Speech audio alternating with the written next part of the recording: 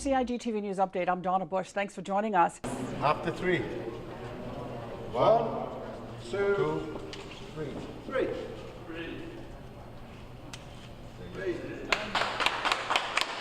After just 5 weeks of being closed because of safety issues, firefighters at the West Bay Station are back in the building. The Public Works Department was responsible for replacing the air-conditioned system that sustained mold buildup and damaged ducts over the years. Now, many dignitaries attended the reopening ceremony, including new Fire Chief David Hales, who had this to say. My aim is to transform the Cayman Islands Fire Service into the premier fire service within the Caribbean and beyond. That's my dream, that's my aim, and we're taking big strides to completing that at the moment. It's going to take a long time, but I'm sure that by the end of the project we will be that fire service. Premier the Honourable Alden McLaughlin thanked the fire officers for their continued hard work, adding that they will continue to see improvements. And today, with the improvements to the West Bay Fire Station, we're also ensuring that our firefighters remain safe by having healthy environments in which to work. Safe and healthy fire stations undoubtedly help firefighters do their jobs better, and so our communities are better protected. And the firefighters were also thanked for their patience and understanding during the renovations.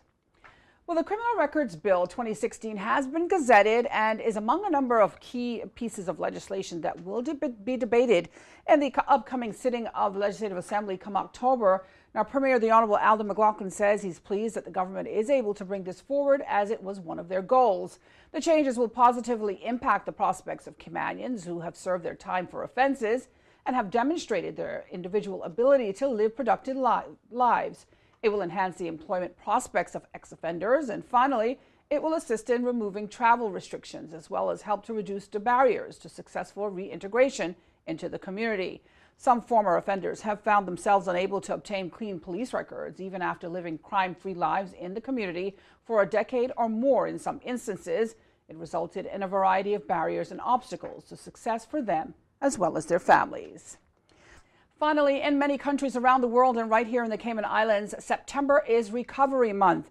The purpose of the month-long observance is to commend those in recovery for the gains made against addiction, as well as to educate the public about treatment services available locally. Caribbean Haven Residential Center is the only inpatient alcohol and drug rehabilitation program in the Cayman Islands. We offer a non-medical detox, intervention management services, clinical assessment for people who are interested in receiving additional treatment, and then our residential program, which can range from a couple of months up to a year depending on the needs of the individual. So each resident would work with our clinical team to develop a personalized treatment plan that looks at not just the symptoms of addiction, but also the underlying causes. And it's really our hope for our clients at Caribbean Haven and for anyone who struggles with addiction to be about more than just abstaining from alcohol and drug use, but for us to help them to create an entire lifestyle where it's easier for them not to use and where they can have a better quality of life. And if you missed our news update today, you can get all the details on our Facebook page as well as our YouTube channel. For now, I'm Donna Bush. As always, thanking you for joining me, wishing you a wonderful and safe night. Hoping you'll be back here again with me tomorrow. But until then, bye-bye for now.